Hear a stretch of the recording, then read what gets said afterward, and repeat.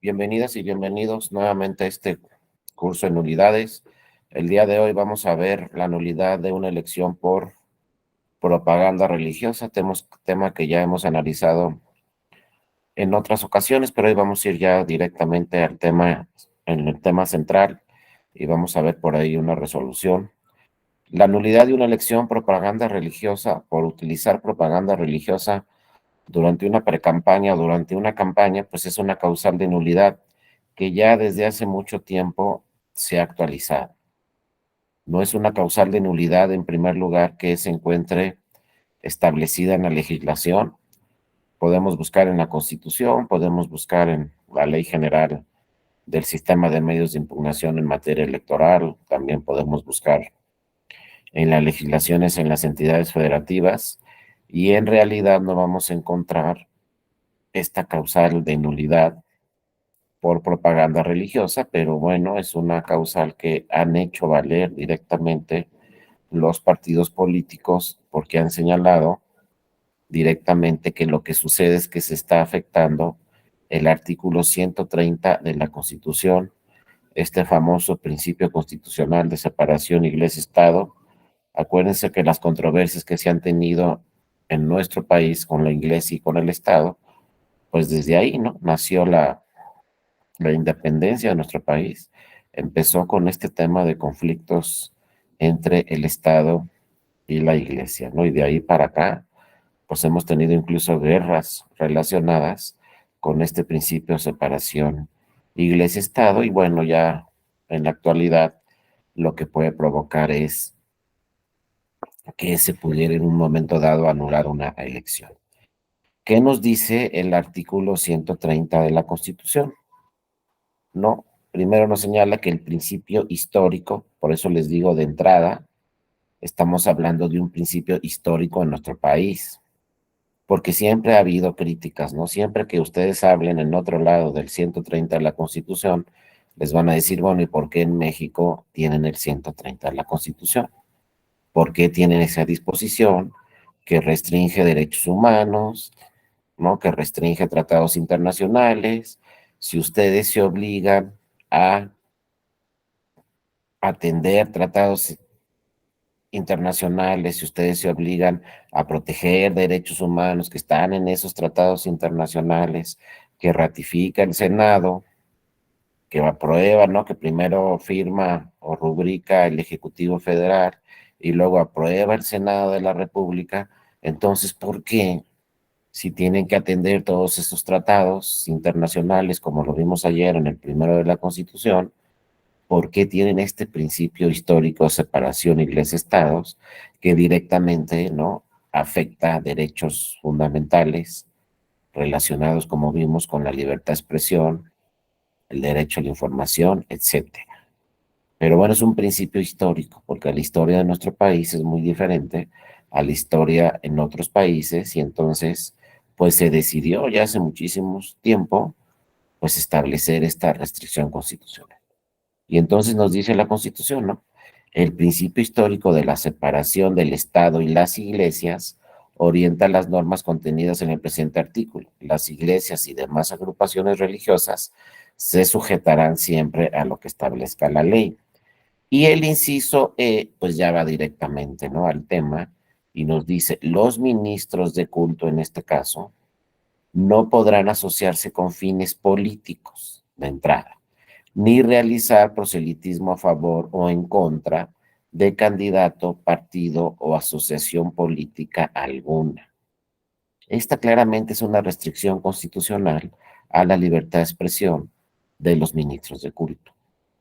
Entonces hay que ver cuál es el origen, por qué se plasmó, y no es una ley, no estamos hablando de una ley, sino estamos hablando de la Constitución política de los Estados Unidos mexicanos, y no es algo nuevo, es algo que tiene muchísimos años. ¿Por qué se plasmó ahí?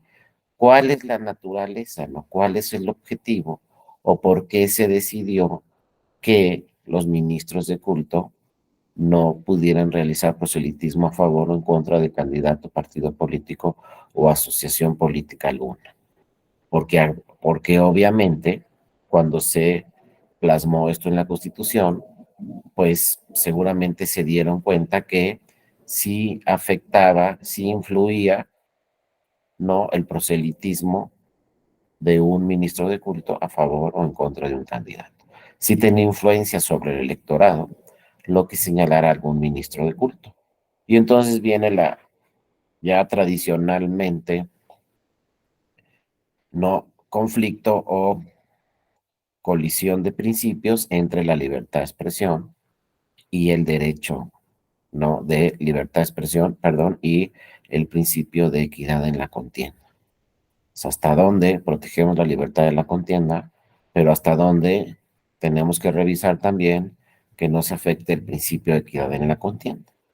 Y entonces, bueno, así dice la primera parte. La segunda dice, tampoco podrán en reunión pública, en actos de culto o en propaganda religiosa, ni en publicaciones de carácter religioso, oponerse a las leyes del país, a sus instituciones, ni agraviar de cualquier forma los símbolos patrios.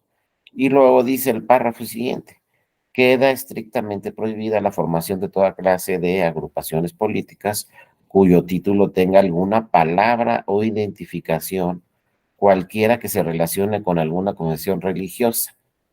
No podrán celebrarse en los templos reuniones de carácter político.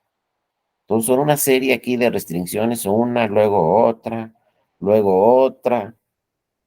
Ni siquiera puedes registrar una agrupación política o un partido político con una palabra o indicación religiosa. O sea, imagínense la restricción que está en nuestra Constitución. Habla de una palabra. Entonces aquí no puede pasar como en otros partidos políticos europeos. Aquí no podemos tener el partido político cristiano, el partido político católico, el partido como político guadalupano. Imposible, porque dice la Constitución una palabra. Entonces, cuando leen estos párrafos en otras partes, dicen, oye, pero ¿qué pasó, no? ¿Por qué no le pueden poner un partido como aquí en Italia, partido político cristiano? ¿Cuál es el problema? Sí, adelante, Marco Antonio. Buenas noches, ya te escuchamos. Buenas noches. Nada más como duda, recientemente hubo un registro, no de partido político a nivel nacional, se me fue el nombre de esa asociación, creo, de la Luz del Mundo. ¿Ahí qué pasó? ¿No aplica el tema que está comentando? Gracias, Marco Antonio. Fíjate que no recuerdo yo ese registro ante el INE y no recuerdo esa agrupación política. No sé si se intentó el registro, pero seguramente si se intentó con algún nombre de alguna asociación religiosa, pues negó ese registro la autoridad, pero no recuerdo el tema, inclusive, pues no ha llegado al Tribunal Electoral un caso así relacionado con alguna agrupación política con ese nombre, pero no, habría que esperar si se presenta y se trata de presentar un registro y si se asocia con una, pues con una asociación religiosa o no se asocia con una asociación religiosa.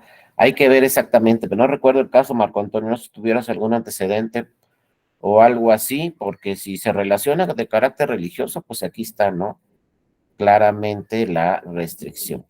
Sí, Víctor, adelante, te escuchamos. ¿Qué Buenas tal? noches. Buenas tardes, buenas noches. De la que yo recuerdo así, con carácter religioso, sería México Renace o Reconciliándonos México Renace, que es una de las que hizo una intención de registro, que era un grupo de la comunidad evangélica. ¿Y no recuerdas, Víctor, cuál fue la resolución de la autoridad? No, Cuando quedó, no se, no no, lograron el registro. no lograron el registro, solamente fue la intención. Ok, gracias, Víctor. Sí, adelante, Locke. Buenas noches, ¿cómo estás? Bien, mi estimado Darío, buenas tardes a todas y a todas. Sí, si mal no recuerdo, la agrupación política se llama Humanismo Mexicano. Ah, ya. Y esa agrupación política, si mal no recuerdo, es liderada por un diputado de la fracción de Morena, pero evidentemente ellos hablan de que se bajan por el principio de progreso y libertad, pero expresamente no dicen que están vinculados con la luz del mundo porque si no operaría la restricción constitucional que tú estableces. Pero es como el caso, por ejemplo, del Partido Humanista, que la base era evangélica, pero no se probó eso, por esa razón le otorgaron el registro como partido político nacional. En este caso se llama Humanismo Mexicano. ¿Es cuánto? Muchas gracias, Enoch. Es que fíjense, sí hay que tener mucho cuidado, porque una cosa es cómo registramos la agrupación o en un futuro el partido político, y otra cosa es muy distinta, es que la militancia pues profese alguna religión, eso no se puede evitar. Pues todos profesamos una religión y quizá muchas personas pues son militantes o simpatizantes del partido político. El tema directo aquí es que el partido político a la hora de su registro o a la hora de hacer propaganda política no haga propaganda religiosa. Esa es la distinción clara, independientemente pues quienes podrían en un momento dado ser simpatizantes o militantes de ese partido político o de esa agrupación política. La cosa es, como dice aquí, no, ni siquiera la palabra, ¿no? Ni siquiera algún tema de proselitismo a favor o en contra de un partido político, si me digo ministro de culto. Pero si vengo dentro de un partido político, pues bueno, también tengo derecho, ¿no?, a profesar alguna religión. El chiste es no hacerlo públicamente y no decirlo públicamente, obviamente. Y más que a los partidos políticos, aquí la restricción del 130 se refiere a los ministros de culto, a los que sí lo dicen claramente: yo soy ministro de culto de tal religión, ¿no?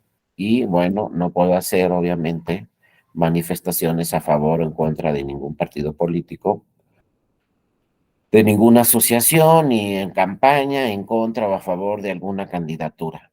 El tema primero que tenemos que revisar aquí, como ya lo están diciendo los compañeros, es que es una restricción constitucional. Así se llama técnicamente. La Constitución está restringiendo de alguna forma otros derechos humanos que tienen estas personas con el objetivo de no afectar la equidad en la contienda en un proceso electoral y con el objetivo de que no estén presionado el electorado a emitir su voto por algún tipo de coacción de algún ministro de culto. Pero les digo, si van a una democracia avanzada, este artículo es muy cuestionado. Y dicen, es que en México son muy paternalistas, en México quieren proteger todo, en México no le dan apertura, ¿no?, por ejemplo, a los ministros de culto. Y nos dicen en otros países, aquí se puede manifestar un ministro de culto, no pasa nada, que diga estoy a favor, en contra, y no pasa nada, allá luego llega, ¿no?, la restricción. Adelante, José, te escuchamos. Buenas noches. También lo que ocurre, y eso en lo religioso, y a veces no debía de ser, pero todos los partidos de repente, o la mayor parte, concurren a ir a visitar a los ministros, ¿verdad?, con el fin de obtener de sus miembros, ahora sí, para pues, lograr los votos, cosa que no debía de hacerse, pero no son de parte de los ministros los que andan buscando a los candidatos. Es al revés, los candidatos andan buscando a las iglesias para de ahí juntar para sus votos y asisten a los templos a final de cuentas, ¿va? Cosa que por eso a veces se confunde cuando alguien, como dices, es fuerte que hablaban de la luz del mundo, pues se distorsionan las cosas y la realidad son otras fuentes, porque como lo que comenta, entonces que fuera católico, pentecostés, mormón, pues ya no podría estar en un partido a final de cuentas por su religión. Y a veces por eso se confunde estas cosas, porque a veces son los candidatos, y como usted dice, a final de cuentas, lo que marca la Constitución no es para que dentro de las iglesias busquen tener cultos para, ahora sí, acción política. Se entiende que, como dice, separar lo que separa del Estado de la iglesia. A final de cuentas, lo que es de la iglesia es para lo religioso, pero no tiene por qué involucrarse ahí la política. Exactamente, José. Y vean aquí la Constitución lo que nos dice, como lo señala muy bien José, es: primero, los ministros de culto no se pueden pronunciar a favor o en contra. Y después, si vas a crear una agrupación política, una asociación política, el nombre no debe tener ninguna palabra relacionada con alguna religión. Y finalmente dice, no podrán celebrarse en templos reuniones de carácter político. Pero dice, el nombre no debe tener ninguna relación con alguna religión, y obviamente, pues en un templo donde se profese alguna religión, pues no se pueden hacer reuniones de carácter político. Esas son las restricciones, independientemente, como también lo señaló José, pues quienes integran el partido político y qué religión profesan los que integran ese partido. Eso ya es una cosa aparte, ¿no? La cosa es no coaccionar el voto del electorado, como que el sentido del 130 de la Constitución y dice, tú, ministro de culto, no puedes coaccionar el voto vía temas religiosos, no puedes presionar al electorado vía temas religiosos. Y nos dicen en otros países, pero ¿a poco si un ministro de culto se pronuncia, ya la gente va a cambiar la decisión de su voto? A ver, yo voy a votar por no sé quién, ¿no? Y de repente voy a misa y me dice el padre, ya mejor vota por esta persona. ¿Voy a cambiar la decisión de mi voto o no? ¿Ustedes qué opinan? En México dice la Constitución que sí, y para evitar la coacción en el electorado y que pueda modificar su voto el electorado a favor de lo que dijo ese líder religioso, entonces ponemos la prohibición. En Europa dicen, no, pues que se pronuncien los ministros de culto, eso no va a coaccionar al electorado. No sé por qué lo tienen. Si está afectando la libertad de expresión y el derecho a la información. Entonces la pregunta aquí primero de análisis es, ¿dejamos esta disposición constitucional o es una disposición constitucional que a lo mejor hace un siglo sí afectaba, pero en el 2023 ya no afecta la voluntad de la ciudadanía? Entonces vienen ahí todos los estudios que tiene que hacer desde el INE, luego el tribunal, y luego viene el tema de la causal de nulidad. Todavía se puede demostrar en algún lugar de la República Mexicana que sí coacciona al electorado un ministro de culto, que sí puede hacer que cambie la decisión de su voto porque lo dijo el líder religioso o no. Ya somos muy avanzados como los europeos y ya no nos va a afectar lo que diga cualquier líder religioso. Porque, insisto, nos siguen cuestionando, oye, es que los tratados internacionales van en contra de esa disposición constitucional. Y luego el otro tema, si sigue así la disposición constitucional, pues cuando este caso llegue a un tribunal, ¿qué tiene que hacer el tribunal? ¿Aplicar la Constitución o aplicar el tratado internacional, que son contradictorios? O sea, potencializamos la libertad de expresión y no aplicamos este 130, o necesitamos proteger la equidad en la contienda, restringimos la libertad de expresión del ministro de culto y protegemos la equidad en la contienda. Vean cómo es una línea muy, muy delgada de si seguimos así o le cambiamos un poco. Adelante, Andrés, te escuchamos. Buenas noches. Buenas noches, maestro. Buenas noches, compañeros. Pues este tema es bastante importante, interesante, y como preguntaba el doctor Darío, ¿será pertinente? Me parece que en una sociedad como la mexicana, que crecimos, bueno, no que crecimos, que ha desarrollado a la par, pues de la religión, o mucho de su avance ha sido, o como lo quieran ver, si avance o estancamiento ha sido con apoyo de la religión. Me parece que sí es un tema bastante importante el revisar estas nulidades a partir de los ministros de culto, ¿no? Me parece que hay lugares muy importantes, grandes ciudades donde todavía pues el cura pues juega un papel o un rol muy importante, ¿no? Dentro de la población.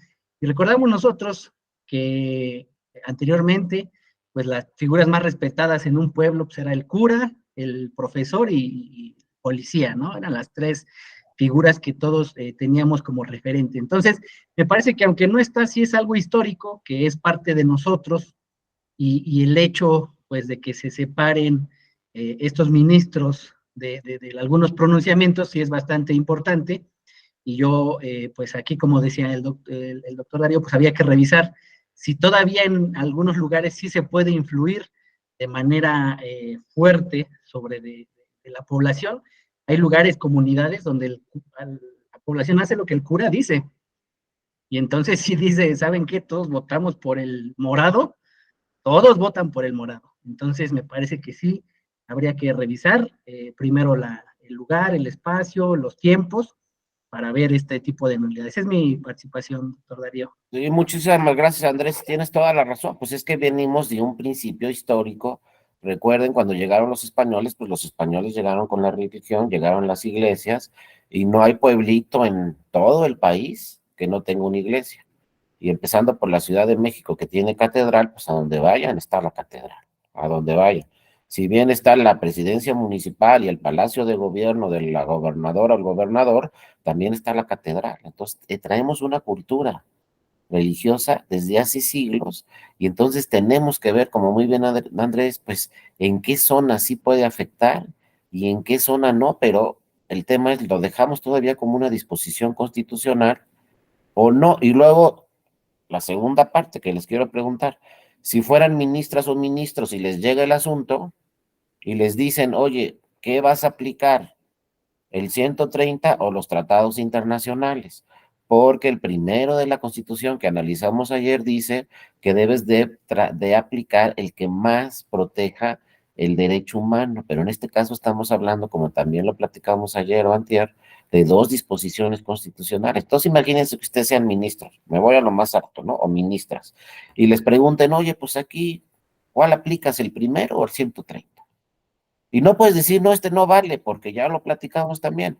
Los dos están en la Constitución. El primero, que protege derechos fundamentales, entre ellos la libertad de expresión. ¿Y qué dice el primero de la Constitución? Todas las personas, no dice todas las personas, a excepción de los ministros de culto. No dice eso, ¿verdad? Dice todas las personas. Y en caso de duda, aplica la interpretación que favorezca la protección del derecho humano. Entonces decimos, sí, pues voy a proteger la libertad de expresión de los ministros de culto. Pero luego leemos el 130 y nomás, claro, no puede estar. Los ministros no podrán asociarse con fines religiosos ni realizar proselitismo a favor o en contra de un candidato, partido o asociación política. Y entonces nos aparece por ahí, ¿no? La restricción constitucional. Y la pregunta es, pues, ¿cuál aplicamos? ¿El primero o el 130? Adelante, Carlos, te escuchamos. Buenas tardes. Buenas tardes, Buenas profesor, noches ya. compañeras y compañeros. Pues, atendiendo a su pregunta, pues yo haría imperar el 130 constitucional, porque pues la materia electoral es de derecho público, y si bien el individuo tiene ciertos derechos, pues la colectividad debe de privar el interés público en estos asuntos, ¿no? Y pues yo me apoyo mi razonamiento, por ejemplo, en los datos que retoma el informe País 2020 del INE, que retoma a su vez la encuesta de cultura cívica 2020, y le preguntan a la ciudadanía cuánta confianza tiene en instituciones y grupos sociales, ponen ahí una lista de 15 instituciones, y resulta que los sacerdotes, pastores o ministros de culto tienen un 51% de confianza, o sea, más del lado de la confianza, es el lugar número 8, así que pues si nos atenemos a todo esto que hemos hablado de la determinancia cualitativa y qué impacto pueda tener, pues en un país como México, no solamente en zonas rurales, sino también en zonas urbanas, pues puede tener mucha resonancia la opinión de estos personajes. Es cuanto. Sí, exactamente, Carlos.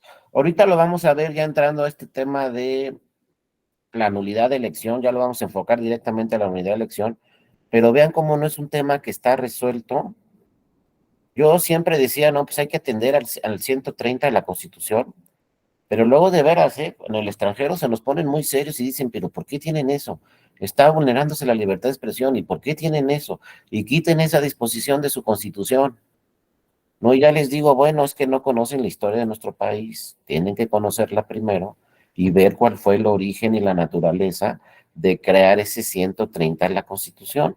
El tema es que cuando ya entremos a estudiar las causales de nulidad, pues vamos a tener que decidir si eso afectó o no la voluntad del electorado y por tal motivo fue determinante, que es otro tema muy importante, y entonces tuvo que anular la elección, o de plano no vamos a anular una elección por la intervención de un ministro de culto en una campaña. Sí, Fabiola, buenas noches, te escuchamos.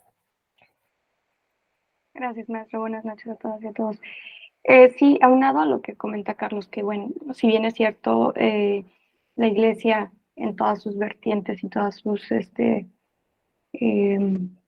corrientes es una institución importante en nuestro país en la que se tiene bastante confianza, también es cierto que, bueno, uno, pues aquí lo está diciendo bien, no pueden realizar en reunión pública, en actos de culto, propaganda religiosa, pues estas manifestaciones. En su esfera privada, pues, por supuesto, y sin la investidura de ministros de culto, por supuesto que en su esfera privada pueden hacerlo, pero no en la esfera pública, como bien señala Carlos Alberto, porque el derecho electoral es eso, es de carácter público, y entonces ya estamos entrando a otro, pues a otro tipo de situación, porque ya no estás hablando, ya estás en la investidura del ministro de culto, que es importante en nuestro país, y por tanto, el carácter con el que lo haces es lo que importa, más que el hecho de su expresión, sino con qué investidura, como en los servidores públicos. En nuestra esfera privada, bueno, cuando eres servidor público, ya sea del INE, del tribunal, pues en nuestra esfera privada tenemos expresión, libertad de expresión, pero no así como servidor público por esa situación. Ese es todo el comentario. Sí, muchas gracias, Fabiola. Pues sí lo comentas igual que Carlos, que bueno, este tema, pues debe prevalecer, ¿no? Este 130 en la Constitución. Y fíjense, han llegado casos así similares a la Suprema Corte de Justicia de la Nación, en donde por un lado tenemos una restricción constitucional y por otro lado tenemos la presión del primero también de la Constitución, que hay que proteger derechos humanos, y también se tiene la presión de los tratados internacionales, que ese mismo primero de la Constitución dice que son obligatorios los tratados internacionales y que deben de atenderse, ¿no? Inclusive hay algunos por ahí, también hay algunos tribunales internacionales que también dicen que debe atenderse a lo que señala el primero de la Constitución. Acá nos dice Enoch, 130 constitucional en términos del diverso al 133. ¿A qué te refieres, Enoch, con el 133? ¿Andas por ahí, compañero? Bueno, ahorita que nos conteste, ¿no? ¿A qué se refiere con el 133? Acá nos dice. ¿Ya? Perdón. ¿Me escucha?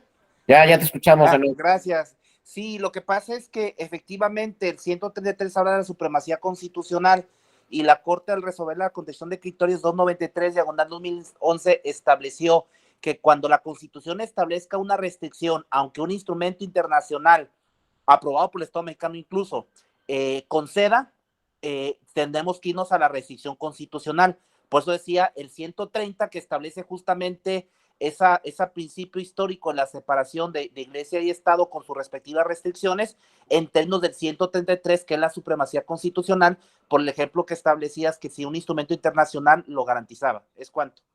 Muchísimas gracias, ¿no? Exactamente, ¿no? A eso que se refiere, ¿no? Es muy importante, porque sí han llegado, como les decía, muchos casos a la Corte donde hay restricciones constitucionales, y como nos señala este asunto histórico, el 293-2011, porque acuérdense, pues llega este tema a la Corte, y no nomás del 130, sino de otros artículos constitucionales que restringen algunos derechos, y la Corte en una discusión muy amplia y muy interesante dice, pues sí tenemos que atender a los tratados internacionales, sí son obligatorios para el Estado mexicano, pero cuando hay restricción constitucional, dice la Corte, debe atenderse a la restricción constitucional.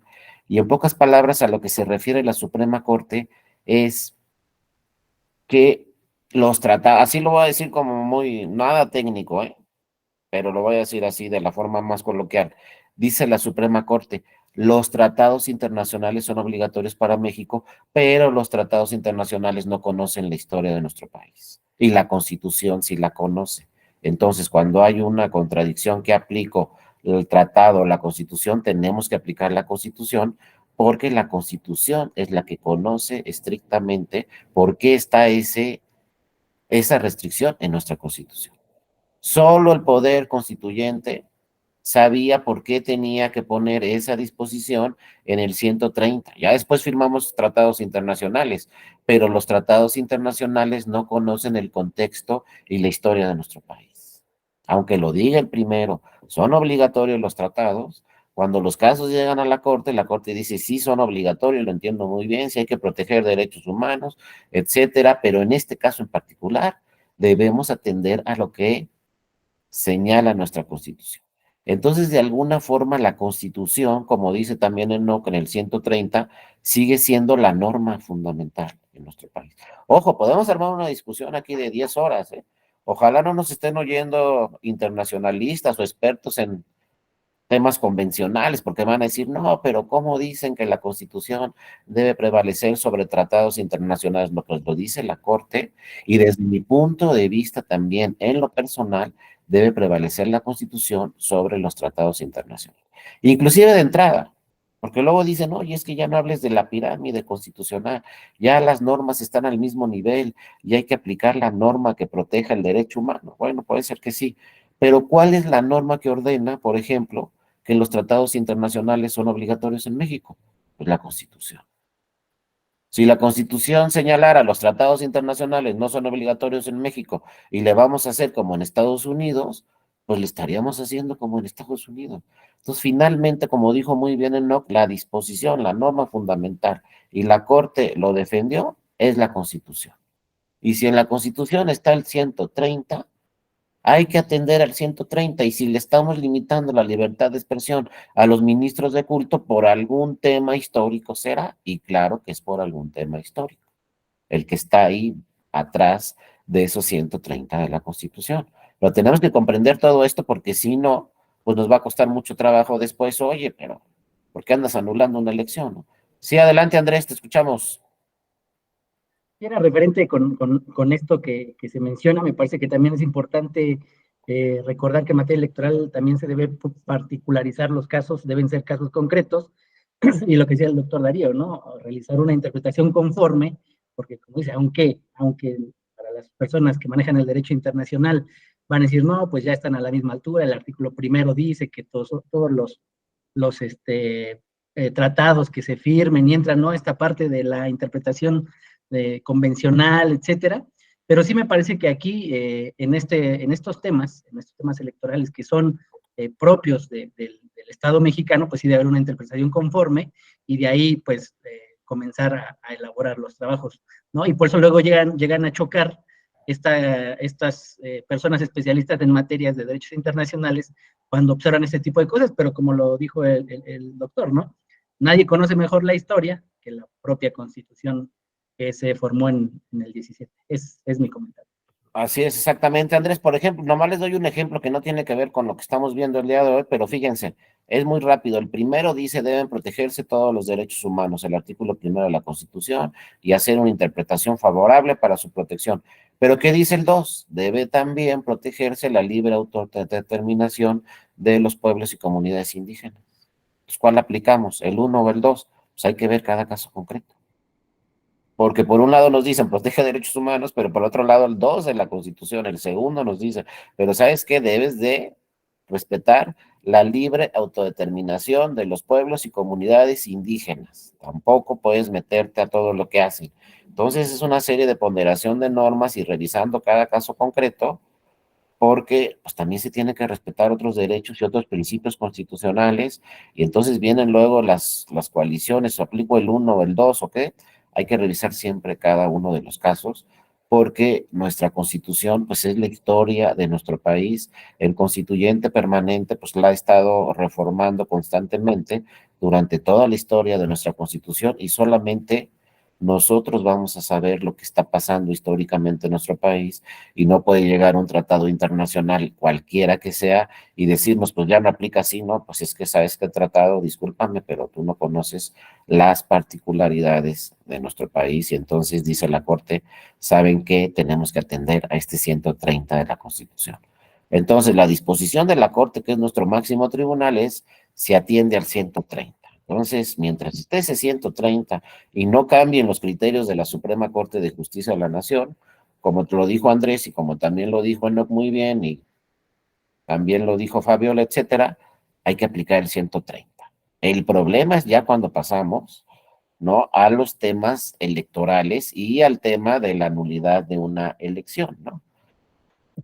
Fíjense, este es un caso que se dio, ¿no? Chiautla, Estado de México, se confirmó la sentencia de la Sala Regional Toluca que anuló la elección del referido municipio, pues el entonces candidato a la presidencia municipal participó en un evento religioso, en una misa, en las que se distribuyeron invitaciones entre la población. a la misa de bendición de nuestro proyecto, en donde el candidato jugó un papel protagónico en la misa celebrada en honor del inicio de su campaña por la presidencia municipal. Estos son casos rápidos, al final vamos a ver ya un caso más detalladamente, pero este caso, ahí les dejo el número de expediente, lo pueden consultar, y este es otro tema, y es donde ya se empieza a complicar el tema de la nulidad, porque, bueno, se pronunció aquí dentro de la misa, ¿no? Un presidente, un candidato a la presidencia municipal, entonces se tienen que revisar, pues, todo lo que hemos revisado, ¿no? Y visto antes, y por sobre todo las circunstancias de modo, tiempo y lugar, cuándo se dio ese hecho, y lo más importante, ¿a cuántas personas les llegó esa comunicación? A lo mejor en una misa eran 100 personas y a lo mejor votaron 5,000 y ahí empezamos, ¿no? A hablar de determinancia y a fijar la determinancia. Era una misa, pero nada más había 100 personas y los que votaron fueron 5,000 y luego fue iniciando el proceso electoral y después no se hizo ningún pronunciamiento religioso o sí se hicieron otros pronunciamientos religiosos. Y luego lo que más puede afectar la elección, acuérdense, fue una misa, pero luego se dijo algo de esa misa vía los medios de comunicación, salió algo en el periódico, salió algo en el radio, salió algo en televisión, salió algo en redes sociales sobre esa misa, porque todo eso puede ir complicando el proceso electoral, ¿no? Y afectando. Este caso es emblemático, ¿no? El caso Yurecuaro, Michoacán, porque este caso se trata también, se confirmó, como vemos aquí, la nulidad de elección en virtud de que el candidato violó la libertad del voto y la laicidad al haber realizado una campaña con la imagen de San Judas Tadeo, la Virgen de Guadalupe, y realizó una misa de acción de gracias para quienes votaron por él, además de que en el cierre de campaña hubo un desfile con símbolos religiosos, etcétera. Pero porque es un caso emblemático que se va a quedar ahí en la historia, este JRC 604-2007, porque vía este asunto nació la causa de invalidez por violación a principios constitucionales. Esa que estudiamos antes, nace con este caso emblemático del caso Yurecuaro, porque se defendieron los que ganaron la elección, no saben cómo, y fueron al Tribunal Electoral de Michoacán, y luego fueron al Tribunal Electoral Federal y le dijeron, es que no hay causal de nulidad, ¿cómo me vas a anular la elección? Sí, sí quedó, ¿no? Acreditado en el expediente que se violó la libertad del voto, la laicidad, que sí se realizó campaña con la imagen de símbolos religiosos, que inclusive el cierre de campaña se transmitió creo que en radio o televisión, algo así, y también había símbolos religiosos, inclusive les digo un desfile de símbolos religiosos en el cierre de campaña. Pero el partido se defendió y primero le dijo al tribunal local y luego al tribunal federal, no hay causal de nulidad, no lo puedes hacer, no puedes anular. La ley de Michoacán no dice se puede anular una elección por propaganda religiosa. Y entonces fue el tribunal cuando creó esa nueva causa de invalidez por violación a principios constitucionales y el tribunal le contestó a ese partido político que estaba defendiendo la elección, sabes que no la voy a anular, voy a declarar que es inválida la elección porque se vulneró claramente y en forma determinante el 130 de la Constitución. Y claro, no, ya saben, cuestionaron muchísimo al tribunal que de dónde tiene atribuciones para crear esa causa de invalidez, de dónde se la sacó, la nueva abstracta, así le llamaban al principio, cómo es posible que el tribunal cree esas causales que no están en la ley ni en la Constitución, pero en realidad lo que estaba haciendo el tribunal era proteger el principio constitucional del 130. Separación Iglesia-Estado, porque el tribunal ahí en su argumentación, en su sentencia de este asunto dice, no hay causal de nulidad, sí, efectivamente, no hay causal de nulidad. Pero entonces, como no hay causal de nulidad, voy a dejar que se vulneren todos los principios que están en la Constitución, bajo pretexto de que en la ley no hay causal de nulidad, y ahí es donde aplica un principio que tampoco nunca se les olvide, la Constitución no se puede someter a una ley. Y si no hay ley, aplicamos directamente en la Constitución, pero nunca podemos decir lo contrario. Ah, como no hay ley, no se puede. Ah, como sí hay ley, pero no está la causal de la nulidad en la ley, entonces no atendemos a lo que dice la Constitución. Porque, ojo, luego hay esta figura muy importante de las lagunas o omisiones legislativas. No dice nada la ley. Entonces llegan los partidos en todas las materias a los tribunales y le dicen, oye, es que no dice nada la ley, entonces pues ni modo. Mala suerte, pero no hay ley. Y entonces contestan los tribunales, sobre todo la Corte y el Tribunal Electoral, pues no hay ley, pero ¿qué crees? Si hay Constitución. Y si no hay ley, aplicamos directamente la Constitución e interpretamos directamente la Constitución. Imagínense lo que platicamos ayer, que un tribunal constitucional diga, como no hay ley, pues que se vulnere el artículo tal de la Constitución, porque no hay ley, porque se le olvidó al Poder Legislativo crear una ley reglamentaria, entonces pues, vulneramos la Constitución. Entonces fue cuando nace esa causa de invalidez y donde dice la Sala Superior, ¿saben qué? Pues en la ley no hay causal de nulidad, pero yo como Tribunal Constitucional pues no puedo permitir que se vulnere el 130 de la Constitución. Y luego por ahí también en otros asuntos han llegado argumentos, oye, ¿y la libertad de expresión de los ministros del culto, dónde queda? Y lo que acabamos de discutir, pues sí, se tiene que limitar en algunos casos para proteger la libertad del voto, y así lo ha señalado la Suprema Corte, y mientras esté el 130, que yo creo desde mi punto de vista también que va a durar mucho tiempo este 130 todavía, pues hay que atender a él. Entonces, ojo, no podemos llegar ya nunca a ningún tribunal o en cualquier materia a decirle, es que hay una laguna en la ley. O es que, ¿qué crees? Hay una omisión en la ley. Porque entonces el Tribunal Constitucional inmediatamente les va a contestar, bueno, entonces vamos a aplicar directamente la Constitución o vamos a interpretar directamente la Constitución. Esto ya son términos técnicos que ya no se conocen generalmente por toda la comunidad. Entonces la comunidad dice, pues si no hay ley ya estamos del otro lado. No. Acuérdense que cuando no hay ley o hay una emisión legislativa o la ley no establece claramente ese punto, tienen que trabajar todas las autoridades. ¿Cómo? Primero, por ejemplo, el instituto con lineamientos. Crea esos lineamientos que de alguna forma hacen las veces de una ley, que no es lo mismo nunca un lineamiento que una ley. Por ejemplo, un lineamiento, el tribunal puede decir, son inconstitucionales los lineamientos y van para atrás. De una ley, solamente el tribunal puede declarar la inaplicación, pero no puede decir van para atrás, la ley. Pero unos lineamientos sí. Entonces, muchas veces las autoridades locales, cuando no hay omisión legislativa, crean lineamientos. Por ejemplo, el caso de Hidalgo, que fue un caso muy interesante, donde el Tribunal Electoral le dijo, ¿no?, a la autoridad en Hidalgo, ¿sabes qué? Debes de crear una acción afirmativa para que puedan participar las personas con discapacidad como candidatas o candidatos. Y de repente, pues contestó el Tribunal Electoral de Hidalgo, oye, es que la ley no nos obliga. La ley de Hidalgo no dice que están obligados los partidos políticos a registrar a personas con discapacidad. Entonces, si la ley de Hidalgo no lo dice, si el Congreso de Hidalgo no quiso crear esa acción afirmativa, pues no está y no estamos obligados los partidos.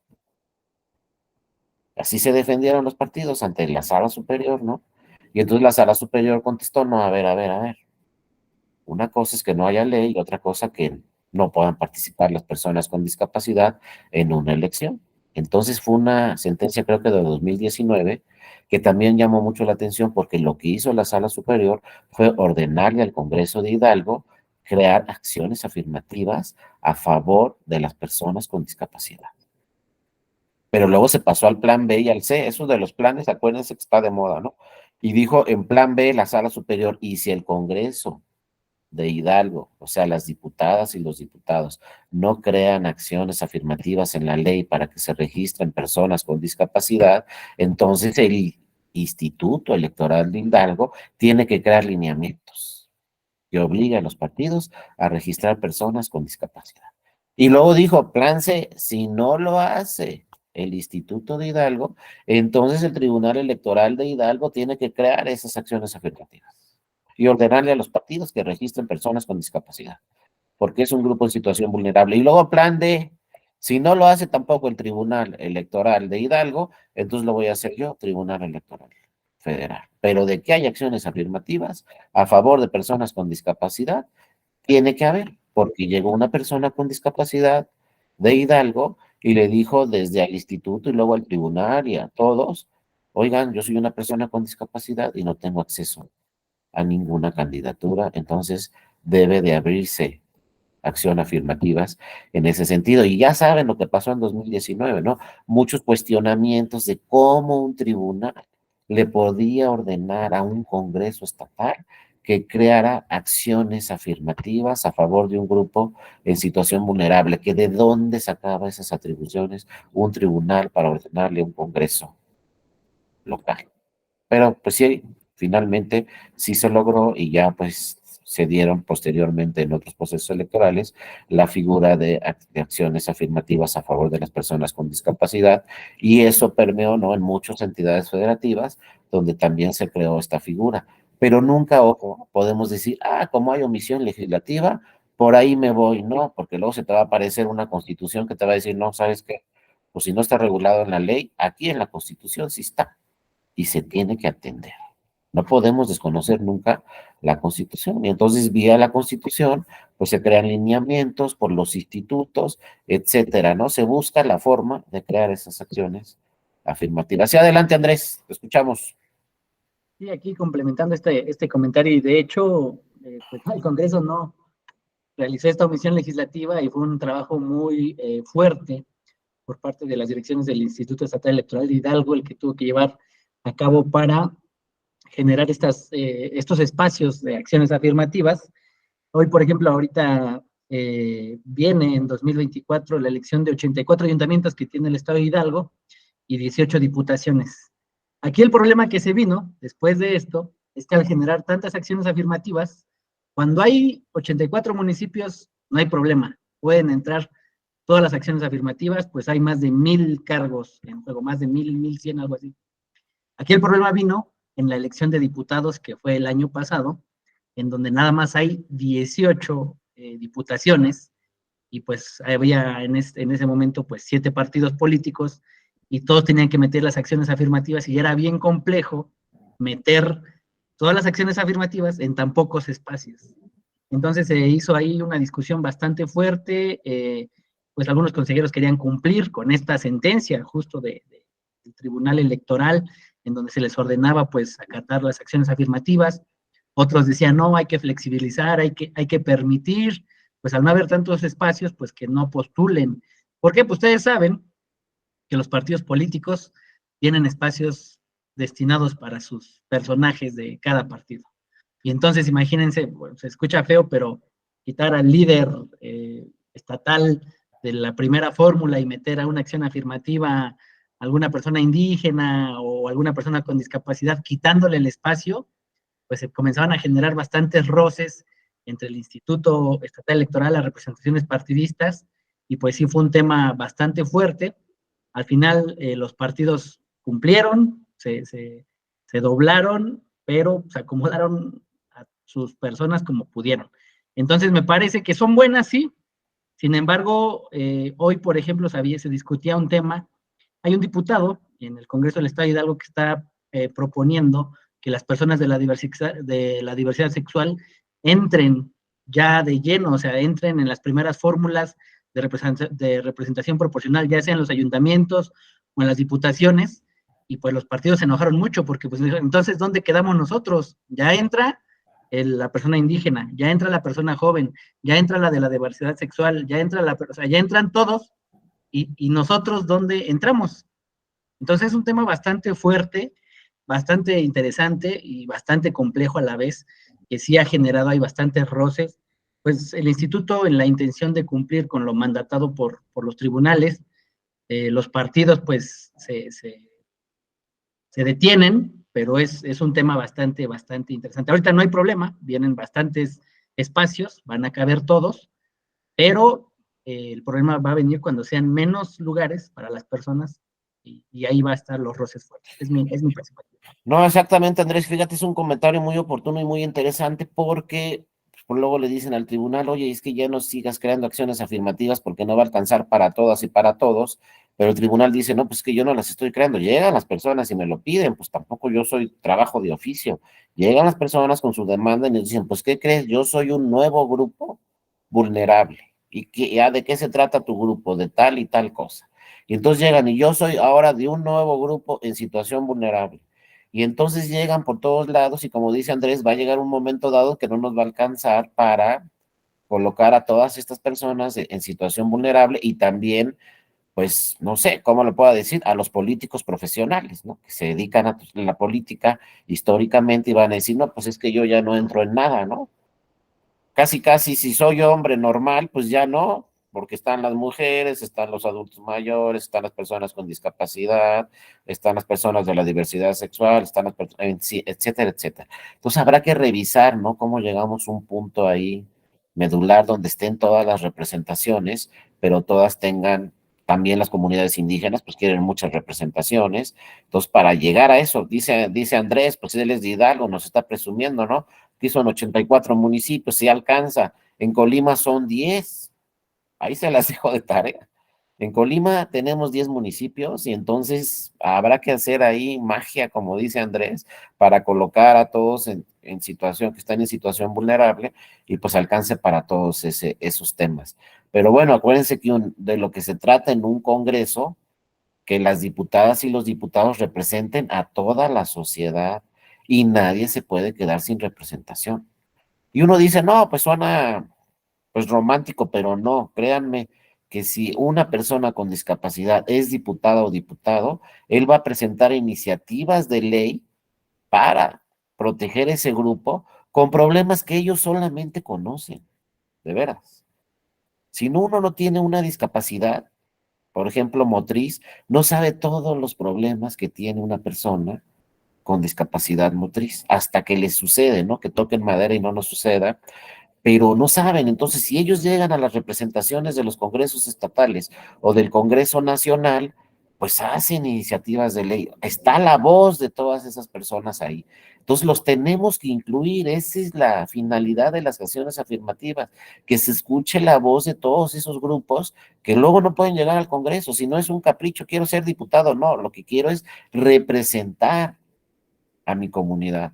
Pero lo que dice Andrés tiene toda la razón. Habrá que ver cómo podemos ajustar para que en ese Congreso, por ejemplo, de Colima, estén todas las representaciones.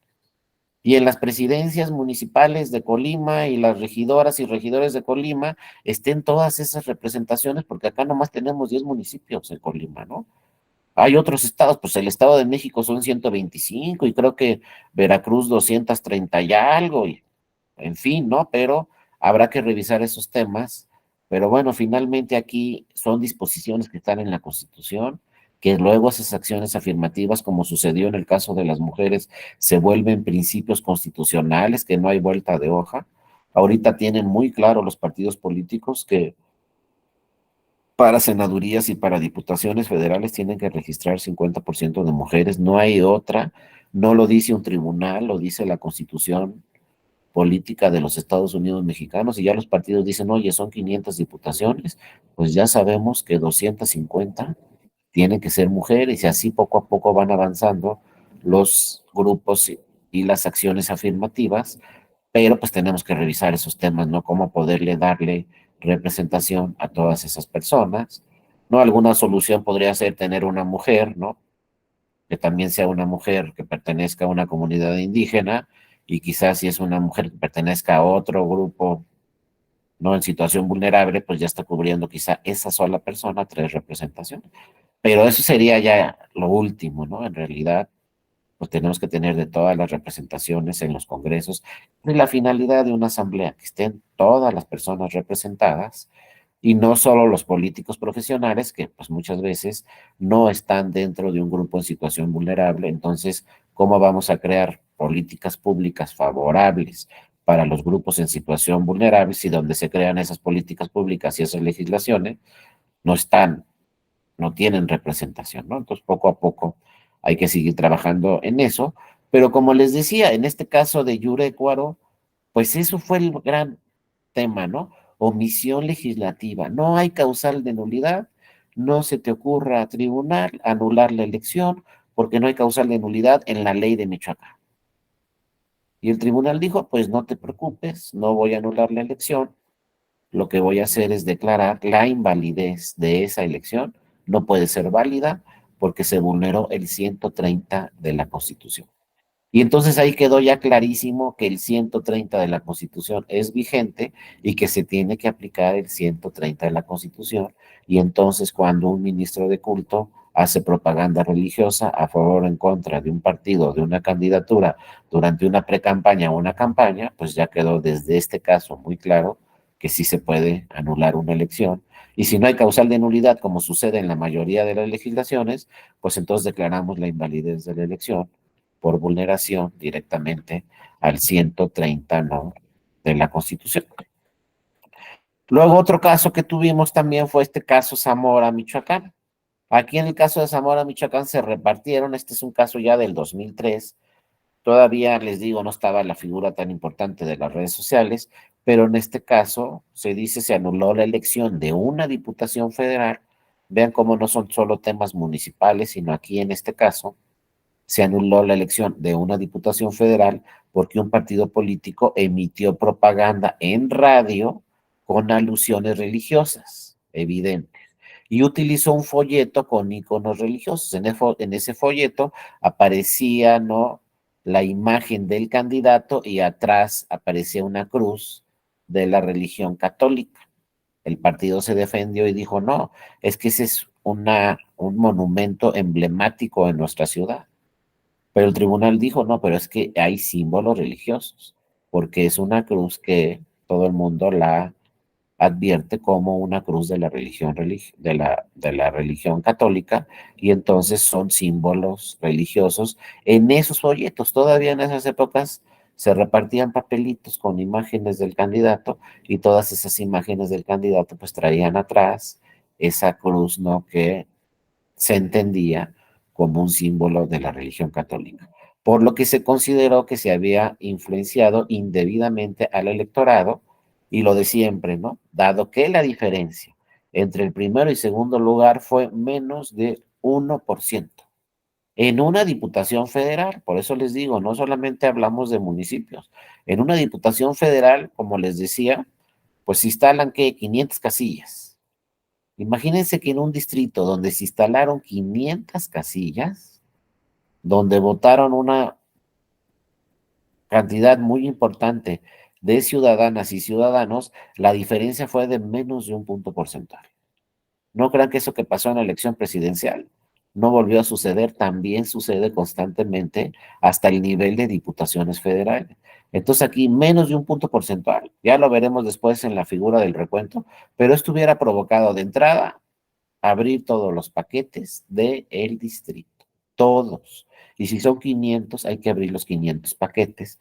Ya lo platicaremos después porque fue un resultado cerrado.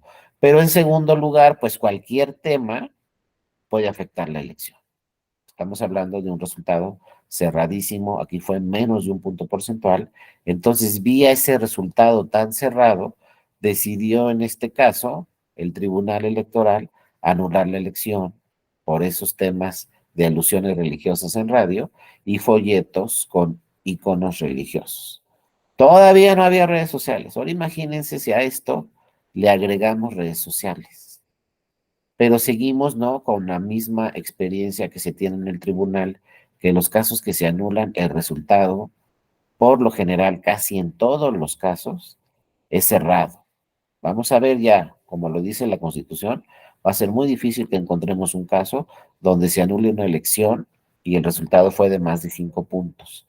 Y eso, pues lo saben muy bien los partidos, por eso tratan de ganar todas las elecciones por más de 5 puntos, pero pues muchas veces no sucede. Si no sucedió en la elección presidencial, imagínense en otras elecciones, pues se puede aparecer, ¿no?, este tema de elecciones muy cerradas. México creo que tiene el récord, solo es el segundo lugar, el segundo país en el mundo con una elección presidencial tan cerrada. Solo en Perú nos ganaron una vez, donde la diferencia en la elección presidencial en Perú fue de 0.25%. La diferencia entre el primero y segundo lugar. Y luego viene México con una diferencia de 0.58%, la diferencia entre el primero y segundo lugar en el 2006. Pero todas estas son de menos de un punto porcentual. Entonces, en diputaciones, pues sí, salió en el radio, alusiones religiosas, pues ya es un medio de comunicación masivo. cuántas personas pueden oír el radio, y luego dice la sala superior, y no solo son las que escucharon el radio, sino yo lo escucho en el radio y luego le comento a mi comunidad. Por lo menos le comento a mi familia o le puedo comentar a mis amigos, oye, ¿qué crees? Pues que dijeron tal cosa en el radio. Entonces se va fomentando esa propaganda, más estos folletos, pues lo que provocaron fue que se anulara la elección. Entonces ya desde 2003, el tribunal aquí en este caso dijo, no saben qué, miren, sí se puede anular una elección cuando se vulnera el 130 de la Constitución. Luego el caso de Tepozotlán, Estado de México. En este caso se confirmó la nulidad de la elección municipal porque la propaganda de un candidato contenía símbolos religiosos. Solamente la propaganda. Y uno de ellos refería la construcción de una iglesia cuando este fue presidente municipal. Es decir, el candidato dijo, yo cuando fui presidente municipal construí tal iglesia y no sé qué y no sé cuánto, ¿no? Y eso provocó también que se anulara la elección. Este caso también fue muy relevante y fue en el 2013. Entonces ahí tenemos varios precedentes sobre temas donde por este tema de los símbolos religiosos se anula una elección. Otro caso, ¿no? El caso Zacatelco-Tlaxcala, se confirmó la nulidad de la elección porque se acreditó la inducción del voto por medio de fe católica, dado que el candidato fue objeto de propaganda a través de agrupaciones religiosas y de mantas con propaganda a los costados de una iglesia, todos ellos manifestando su apoyo al candidato. Vean cómo todos estos precedentes se refieren prácticamente a la religión católica. ¿Y por qué se refieren a la religión católica? Porque, ojo, el tribunal también para muchas veces fijar la determinancia, lo que hace el tribunal es que revisa y dice, bueno, a ver, pues hubo propaganda religiosa aquí en este municipio, por ejemplo. Y entonces en segunda parte dice el tribunal, vamos a hacer un estudio o vamos a preguntarle al INEGI o al INE o al Instituto Electoral del Estado cuántas personas profesan la religión católica en ese municipio o en ese distrito. Y ese porcentaje es muy importante. En la mayoría de los casos donde se ha anulado la elección, pues los católicos son más del 90% en esa comunidad. Entonces, obviamente, una propaganda religiosa de la religión católica, pues sí va a afectar. A lo mejor si es de la religión judía no pasa nada. Entonces, ojo, no nomás es que haya propaganda religiosa. Si hay propaganda religiosa de los judíos y hay 2% de judíos en toda la comunidad, pues no va a afectar esa propaganda religiosa. Se puede sancionar a los responsables, lo que ustedes quieran, pero que afecte el resultado de la elección, una propaganda religiosa, por ejemplo, de judíos de la religión judía, donde nada más el 1 o el 2% son judíos, pues no va a afectar. Pero si es más del 90%, sí nos va a afectar. Entonces tenemos que tener estos precedentes y la mayoría de estos precedentes nos hablan de que ahí se llevó a cabo esa elección con propaganda religiosa y esa propaganda religiosa, pues la mayoría de los que viven en esa comunidad, pues profesan esa propaganda religiosa, son católicos o son cristianos o los de la luz del mundo, los que ustedes quieran, ¿no? Entonces, pues todos esos temas han provocado ya en varios casos que se anule la elección. Y finalmente con este tema terminamos, el último que se anuló, porque dijeron, no, ya no va a volver a suceder, no sé qué. Ya los partidos saben muy bien y tienen mucho cuidado con este tema de la propaganda religiosa, pero no, pues todavía tuvimos este caso, el asunto Tlaquepaque, Jalisco. Tlaquepaque es uno de los 3 municipios con más habitantes en Jalisco, en pocas palabras es el tercer municipio de Jalisco con más habitantes, ¿no? Llegó este asunto, 1874, 1874, 2021, y acumulado a la sala superior. ¿Y cuáles fueron las consideraciones, no? De la sala superior. Primero, fíjense, el mensaje emitido por el cardenal, no, pues ya, un cardenal, un obispo, un líder religioso de ese nivel de jerarquía, pues todavía va a afectar más la voluntad del electorado. El mensaje emitido por el cardenal vulnera el principio histórico, separación iglesia-estado. Y se explicó, en efecto, el aludido cardenal grabó un video, fíjense lo que pasó, grabó un video y lo alojó en su cuenta de red social denominada Facebook, la cual se identifica como Cardenal Juan Sandoval. O sea, acuérdense, donde más nos va a afectar una propaganda religiosa, política, lo que sea, va a ser si se maneja en redes sociales. Porque si hay una propaganda que no se puede controlar, son redes sociales. Si hay una propaganda donde dictas medidas cautelares y no sabes ni qué va a pasar, si va a seguir o no, son en redes sociales. Si se dictan medidas cautelares en radio y televisión, ya no vuelve a aparecer esa propaganda. Pero en Facebook, ¿cómo sabemos que ya no vuelva a ver aparecer esa propaganda si son redes sociales? La tiene toda la ciudadanía y la ciudadanía controla las redes sociales. Pues bueno, fue ahí, ¿no? En Facebook. Luego, ¿qué dijo? Y aquí está lo que dijo: mis estimados amigos, el tema es obligado. Estoy grabando este mensaje semanal el lunes 31 de mayo, a pocos días de las elecciones. Así lo dijo, ¿no? Estas del 6 de junio, o sea, el mensaje era el 31 de mayo y la elección era el 6 de junio, o sea, muy cercano. Y claro, este mensaje es una reflexión o una insistencia ante ustedes para proceder debidamente. En estas elecciones, o sea, puras connotaciones políticas, en estas elecciones van en juego muchas cosas. Y luego vean cómo lo dijo: si ganan los que están en el poder, se viene la dictadura. ¿Se entiende o no? Pues sí se entiende. O sea, se pierde la libertad, porque se trata de un sistema comunista socialista que esclaviza. Basta mirar los pueblos que han caído en él. Está también en juego la economía, ya de por sí muy dañada, pero si tienen todas las facultades a su gusto, vamos a quedar muy pobres, como está Venezuela, como está Cuba. O sea, imagínense este mensaje de un líder religioso como un cardenal que empieza a circular en redes sociales, ¿no? 6 días antes de la elección. Ahora, la pregunta que nos hacen en el extranjero: ¿esto puede provocar cambio en la voluntad del electorado? ¿Esto puede provocar que un ciudadano diga: mira lo que dijo el cardenal, entonces vamos a cambiar de opción? ¿Hay presión en el electorado por este mensaje en redes sociales? Pues les digo, a lo mejor en Italia, en Alemania, en Estados Unidos no, pero en México un mensaje así de un cardenal, claro que provoca presión en el electorado.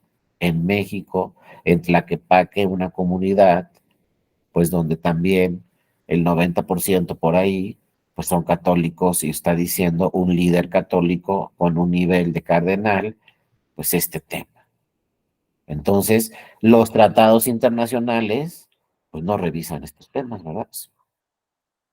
O sea, el derecho internacional, el sistema interamericano, pues todavía no comprende lo que sucede en México, en un lugar específico, como decían la compañera y los compañeros, donde hay lugares en nuestro país que esto todavía puede afectar la voluntad de la ciudadanía. Y si es el cardenal, como decía el compañero, pues lo que dice un cardenal muchas veces se tiene que atender por la comunidad, ¿no? Es un líder en esa comunidad. Está el líder político, pero también está el líder religioso. Y un cardenal no es líder religioso de un municipio, el líder religioso pues puede ser en todo el estado o a nivel nacional. Entonces, que diga eso y luego lo circula en redes sociales, pues esto ¿cuándo se vio? Pues se vio el lunes, se vio el martes, se vio el miércoles, se vio el jueves, se vio el viernes, el sábado, y también se vio el día de la elección, el domingo. Entonces vean, ¿no? En este sentido, el cardenal pidió a la ciudadanía que saliera a votar y no dejar el campo libre a los malosos, quienes votan incluso 2 o 3 veces. Imagínense, ¿no? Bueno, el mensaje se grabó el 31 de mayo, esto es, a 6 días de que tuviera verificativo la jornada electoral, tanto para la elección federal como para la local. O sea, había elecciones que coincidían ese día, ¿no? Había, acuérdense, diputaciones federales, pero también estaba la presidencia o el ayuntamiento de Tlaquepaque, Jalisco. Bueno, después, punto 2. El mensaje del cardenal se difundió durante la veda electoral y la jornada electoral. ¿Y por qué se puede decir así y se puede afirmar así? Pues porque está en redes sociales. Aquí Carlos Alberto nos está mandando, creo que es lo que dice directamente. Ahí está, pues ahí si lo quieren ver. Muchas gracias, Carlos Alberto. Ya nos está mandando ahí el link, pues de los temas, ¿no? Déjame apagar.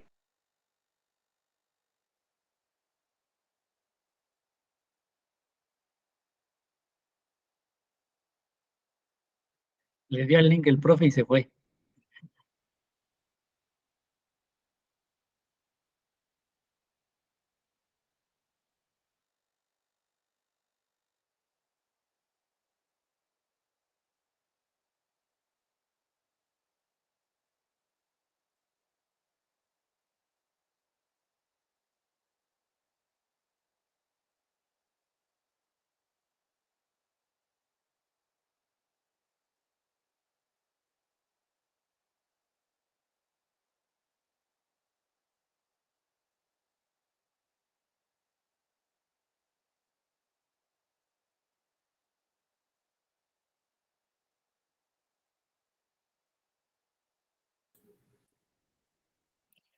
Perdonen, compañeros, pero ahí le apreté otro botonazo y me salí ahí me salí de la presentación que estábamos viendo, pero ya estoy aquí nuevamente con ustedes, una disculpa.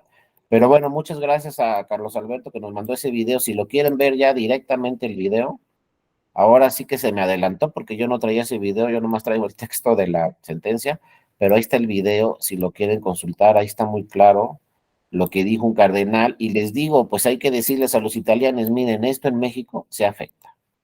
A lo mejor allá en Italia, su partido cristiano, demócrata, no sé qué, no pasa nada, pero en México sí, y en México por eso sí tenemos el 130 de la Constitución.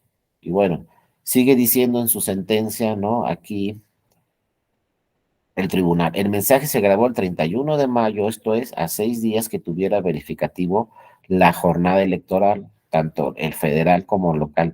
Imagínense, si esto hubiera sucedido cuando inicia la campaña y no hubiera sido en redes sociales, la historia hubiera sido muy distinta. Pero el tema de redes sociales, primero, no está regulado, pero el segundo tema muy importante de redes sociales es que ya no lo podemos detener. A ver, ahorita el compañero, ¿qué nos pasó? La propaganda. Así como la pasó el compañero, la pueden pasar muchas personas el día de la elección. ¿Cómo la vamos a detener? Y entonces presumimos mucho, no, fíjate que en mi sistema electoral mexicano tengo medidas cautelares y doy de baja la propaganda de radio y televisión, pero la de redes sociales. Si yo lo tengo como lo hizo el compañero muy bien acá, ¿no? Lo tengo y lo transmito el día de la jornada electoral. Y vamos a sancionar al compañero, pues está todo muy difícil, ¿no? Pero se puede ver esa propaganda en cualquier momento y las redes sociales no pueden regularse. Acuérdense, cuando platicamos de redes sociales, que es lo único que se puede regular en redes sociales, que no haya dinero de por medio y un objetivo particular de esa propaganda, que fue, ¿no?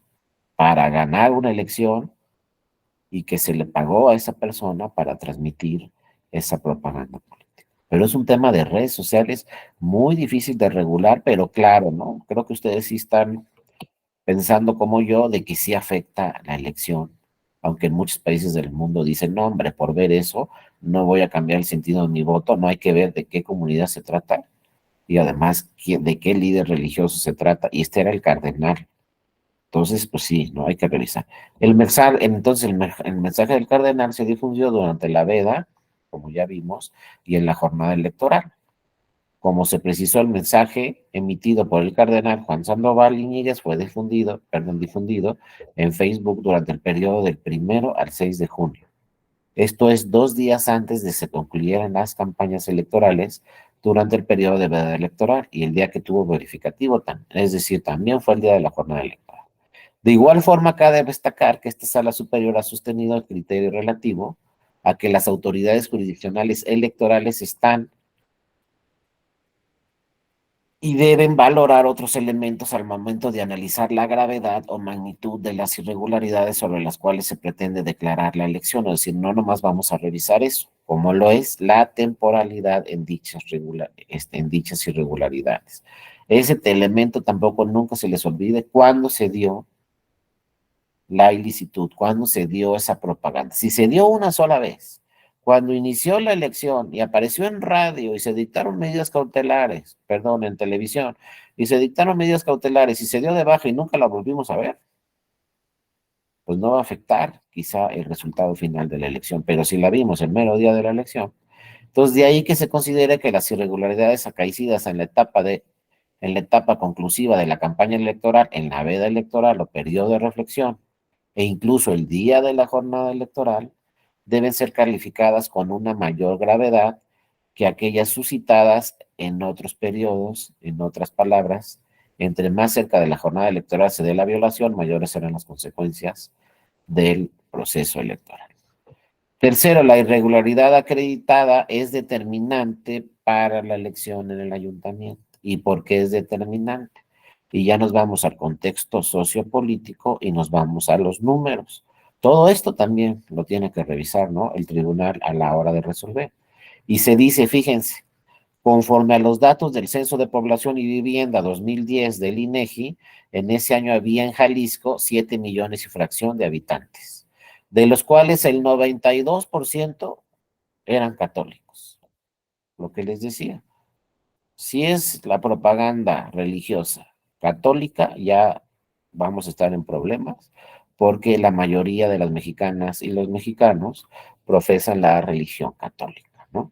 Entonces, 92%, luego 3.2%, protestantes y evangélicos, 1% profesaba una religión bíblica diferente de las evangélicas, y 0.02% judíos, ¿no? Mientras que el 1.7% declaró no tener religión. Pero el 92% católico. Luego, en 2020 en Jalisco, 89.2% de la población es católica, 4.7% protestante, cristianos, evangélicos, y en tercer lugar se ubican las personas sin religión, 4.6%. Entonces vean, la mayoría de los electores, obviamente en Jalisco son católicos, y luego también se hizo estudio. En 2010, los municipios con mayor cantidad de personas de religión católica eran Guadalajara, primer lugar, Zapopan, segundo lugar, que son conurbados, prácticamente los 3 municipios están conurbados, Guadalajara 1 millón, Zapopan también 1 millón, y San Pedro Tlaquepaque, que está por ahí conurbado, muy cercano, 500,000, seguidos de Tonalá, un poco menos, ¿no? Así. Estos 5 municipios reunían el 56.8% de la población católica en el estado. Entonces, todo eso se tuvo que revisar. Estamos hablando de un 90%. Luego, jerarquía de líder religioso. Calidad de obispo, en primer lugar, se debe precisar que es un hecho público y notorio que el 21 de abril de 1994, Juan Sandoval Íñiguez fue nombrado por el Papa Juan Pablo II como arzobispo de la Arquidiócesis de Guadalajara. O sea, imagínense la calidad de líder religioso, pues importantísimo, ¿no? Y estuvo al frente de la misma hasta el año 2011, y esto es ejercicio ejerció el gobierno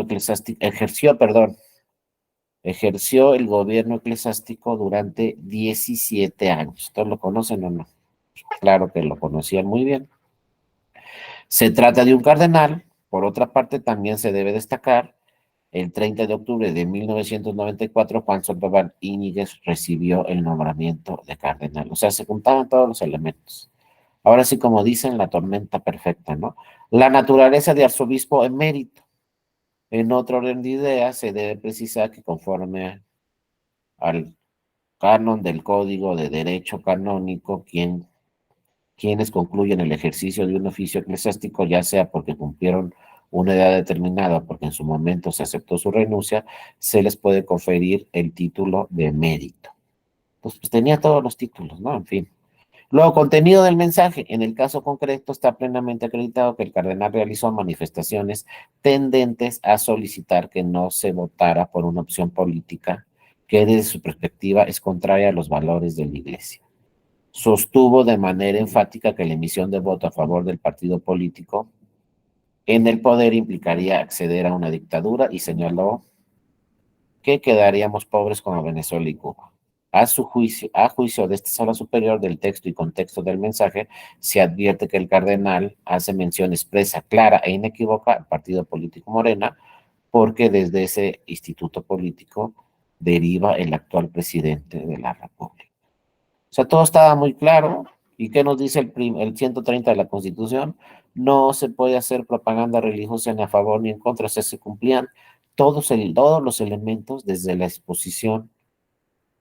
disposición constitucional. Y el contexto temporal, ya lo vimos varias veces, sucedió días antes de la jornada electoral y en la jornada electoral. Entonces, análisis de la determinancia, pues están plenamente acreditados los hechos violatorios del principio constitucional, separación iglesia-estado, que lo marca el 130, luego son violaciones sustanciales, se vulnera un principio constitucional, ¿no? El líder religioso, pues, tiene un liderazgo religioso y moral en el territorio estatal, y lo que señaló en su discurso es directamente contrario a lo que señala la Constitución. Se afecta entonces el principio constitucional y por lo tanto, pues, resuelve. Finalmente, este también un punto muy importante. ¿Cuál fue la diferencia entre el primero y segundo lugar? 1.29%. Otra vez, ¿no? La misma historia. Si la diferencia entre el primero y segundo lugar es 1.29%, pues es una elección cerradísima y estos elementos, pues obviamente llegan a la conclusión de que se tuvo que anular la elección y se tuvo que convocar a una elección extraordinaria porque se hizo propaganda política, pues prácticamente el día de la jornada electoral por un cardenal, un líder religioso, y finalmente el resultado 1.29%. Y el otro dato numérico es 92% o luego 89%, pues son católicos. Entonces, todos estos datos pues, generaron, ¿no?, que se anulara la elección en el 2021 y ahora, pues, ¿no?, viene. Fíjense, la diferencia fue de 2.529 votos, lo que equivale al 1.29% del total de la votación. Por lo tanto, decide la Sala Superior y se impide validar los resultados de la elección como producto de un proceso auténticamente democrático. Es decir, no se puede validar la elección. No se dijo claramente se anula la elección, sino no se puede validar la elección. Por lo tanto, vean, esto también es muy importante, se declara la invalidez. Nunca se está diciendo se declara la nulidad, porque ¿dónde está la causal de nulidad? En la ley, no está. ¿Dónde está la causal de nulidad en la Constitución? Tampoco. Pero, pues se declara entonces la invalidez de la elección por violación al principio constitucional del 130. Porque si nos han llegado muchas demandas de los partidos donde nos dicen por estos temas, oye, declara la nulidad. Y lo primero que le contesta el tribunal a los partidos, bueno, en su caso, después de analizar todo el expediente, puede ser que declare la invalidez, pero no la nulidad. Ese es un tema muy importante en nulidades porque todavía existe la confusión. Oye, ¿por qué invalidez? Pues la invalidez se va a declarar solamente cuando no exista causal de nulidad. Lo mismo sucede en el caso de violencia política en razón de género. No tenemos la causal de nulidad, entonces, ¿qué vamos a hacer? Declarar la invalidez de la elección. Solo creo que en la Ciudad de México y en el estado de Veracruz sí hay una causal de nulidad por violencia política en razón de género. Pero si no tenemos la causal de nulidad, entonces, como sucede aquí con estos temas religiosos, se declara la invalidez de la elección. Pero es una causal que todavía sigue vigente y les digo, a pesar de que se ha discutido muchísimo ese 130 de la Constitución, que es contrario al primero, que es contrario a los tratados internacionales, desde mi perspectiva creo que debe de seguir ahí en la Constitución y creo que si hay comunidades todavía en nuestro país donde sí afecta y si hay presión en el electorado por parte de un líder religioso. Habrá otras zonas donde no. Pero hay todavía zonas como este caso de Tlaquepaque, Jalisco, donde sí puede afectar y puede presionar al electorado la intervención de un ministro de culto y sobre todo de esa jerarquía como de un cardenal. Entonces siempre van a escuchar posiciones en contrario, pero creo que desde mi punto de vista debe seguir existiendo ese 130 en la Constitución, y yo desde mi punto de vista pues también en ese tema relacionado con el 130, pues creo que como dice la Suprema Corte, se debe seguir atendiendo a esa restricción constitucional, independientemente de lo que digan tratados internacionales y otras disposiciones de la Constitución.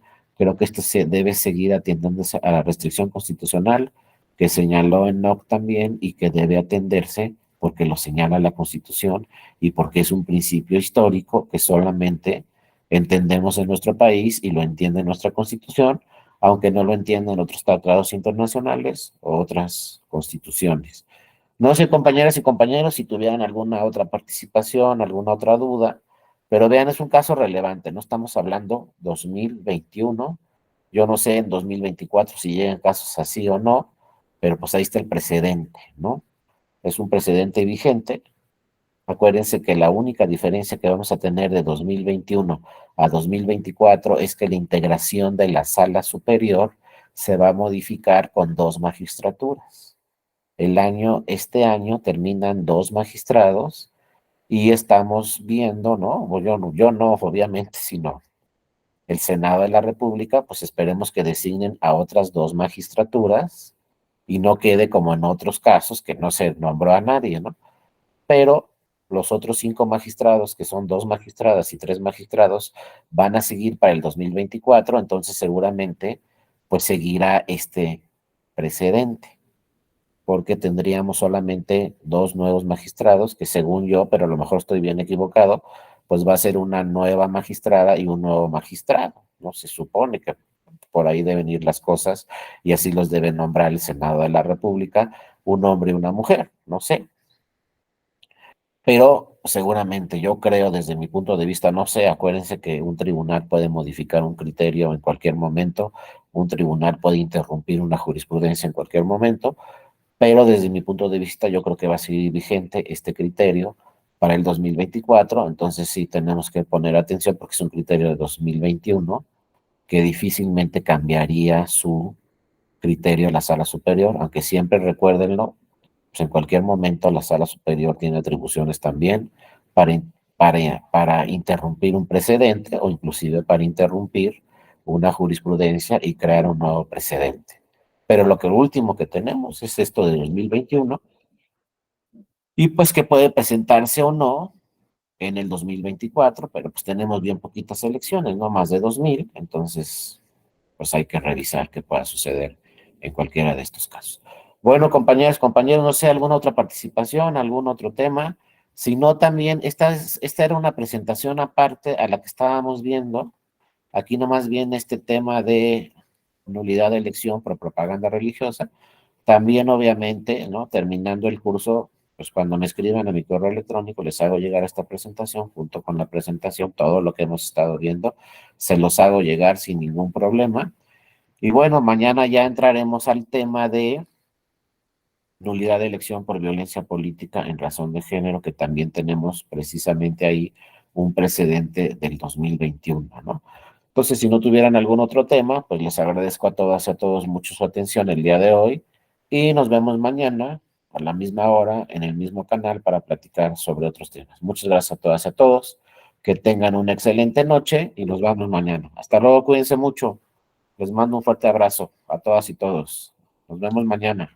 Gracias, que tengan una noche. Gracias, muchas gracias. Y gracias a la maestra Kenia Hernández por la presentación. Buenas noches. Buenas noches. De nada, Nari, hasta mañana. Buenas noches. Hasta luego, un abrazo. Gracias, Kenia. Hasta luego.